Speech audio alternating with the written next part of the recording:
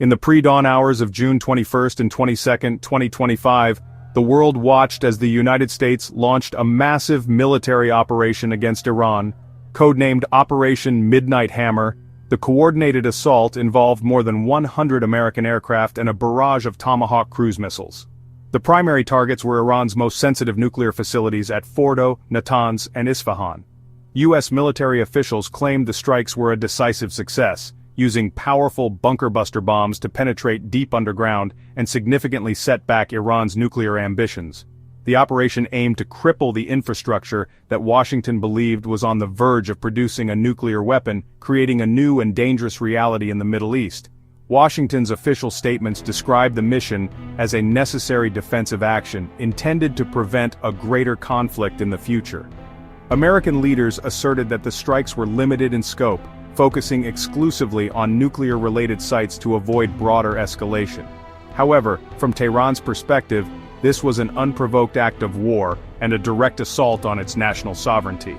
Iranian leaders immediately disputed the extent of the damage reported by the U.S., claiming their heavily fortified Fordo facility remained largely intact. The differing accounts set the stage for a tense and unpredictable confrontation, leaving the international community to brace for Iran's inevitable response to the attack. The immediate aftermath saw a flurry of diplomatic activity and military posturing across the region. Iran swiftly condemned the attack at the United Nations, demanding an emergency session of the Security Council to hold the United States accountable for what it called a blatant violation of international law. Simultaneously, its military leaders issued stern warnings, vowing that the American aggression would not go unanswered. The Revolutionary Guard Corps declared that the thousands of U.S. troops stationed across the Middle East were now considered legitimate targets. This rhetoric, combined with an immediate retaliatory missile strike on Israel, signaled that Iran was preparing a multifaceted response designed to inflict pain on both the United States and its closest allies. Now, standing on the precipice of a wider war, Iran is faced with a critical strategic dilemma. The regime in Tehran must decide how to retaliate in a way that demonstrates strength and deters future attacks without provoking an all-out war that could threaten its own survival. The choices it makes in the coming days and weeks will not only define the future of its relationship with the United States, but could also reshape the political and military landscape of the entire Middle East. The world holds its breath as it waits to see what move Iran will make on this dangerous geopolitical chessboard, where every action carries the risk of catastrophic consequences for all involved. Tehran's most straightforward option for retaliation involves direct military attacks on U.S. assets in the region. Iran possesses a sophisticated arsenal of ballistic missiles and armed drones capable of reaching numerous American bases. U.S. military installations in Qatar, Bahrain, Kuwait, and the United Arab Emirates are all within range, as are naval vessels patrolling the Persian Gulf.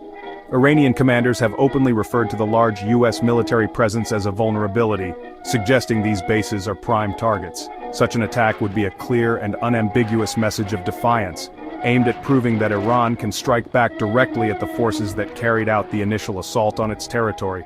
However, a direct confrontation with the superior U.S. military carries immense risks for Iran. To mitigate this, Tehran has long cultivated a network of allied militant groups or proxies across the Middle East. This strategy of asymmetric warfare allows Iran to exert influence and challenge its adversaries without having to engage in conventional combat. Groups like Hezbollah in Lebanon, various militias in Iraq and Syria, and the Houthis in Yemen could be activated to carry out attacks on Iran's behalf. These proxies could target U.S. embassies, military convoys, or commercial shipping, creating chaos and stretching American resources thin across multiple fronts. This approach provides Iran with a degree of plausible deniability. Beyond its regional proxies, Iran could also choose to strike at key U.S. allies, making them pay the price for America's actions. Israel is a primary target in this scenario.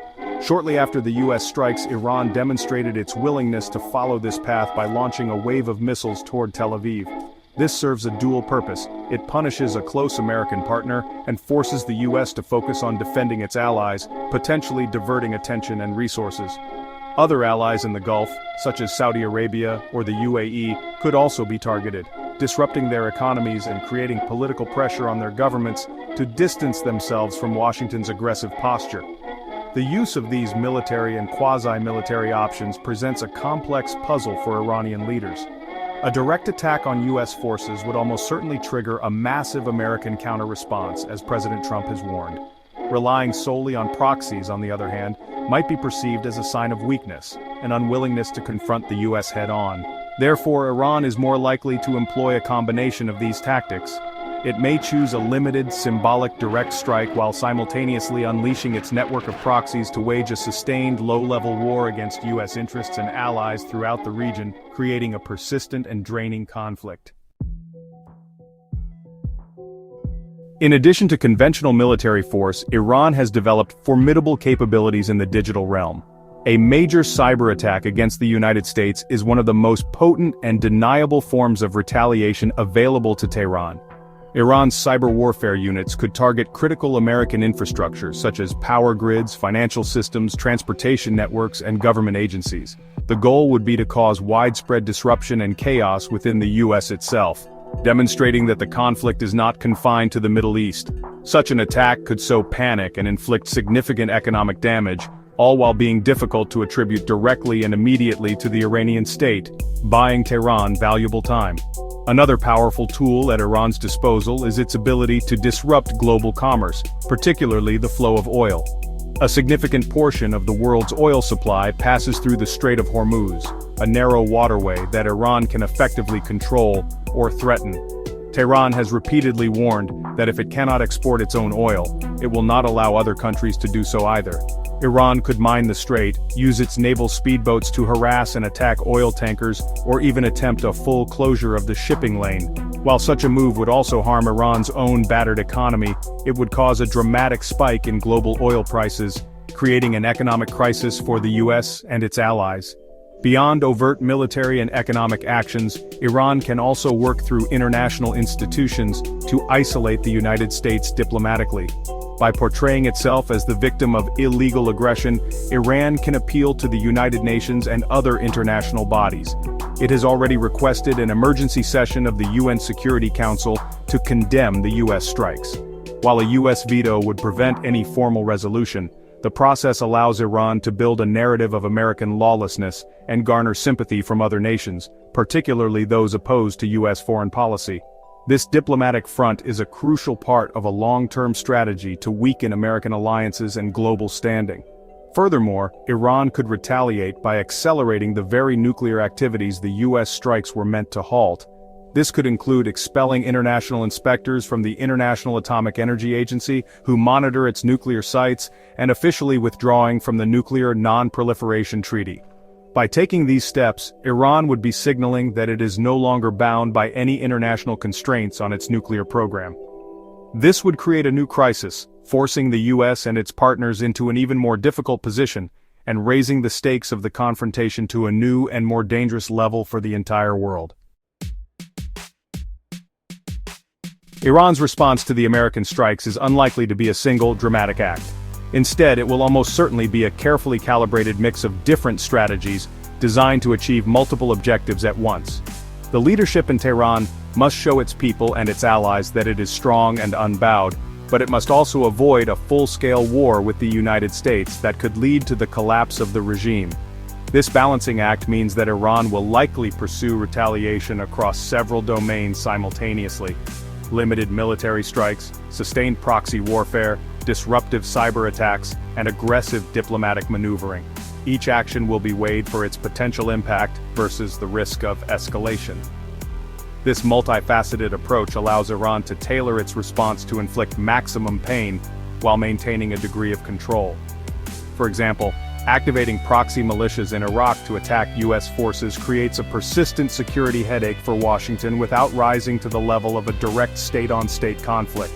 Similarly, disrupting shipping in the Strait of Hormuz or launching cyber attacks on U.S. infrastructure can impose significant economic costs, all while preserving some level of deniability.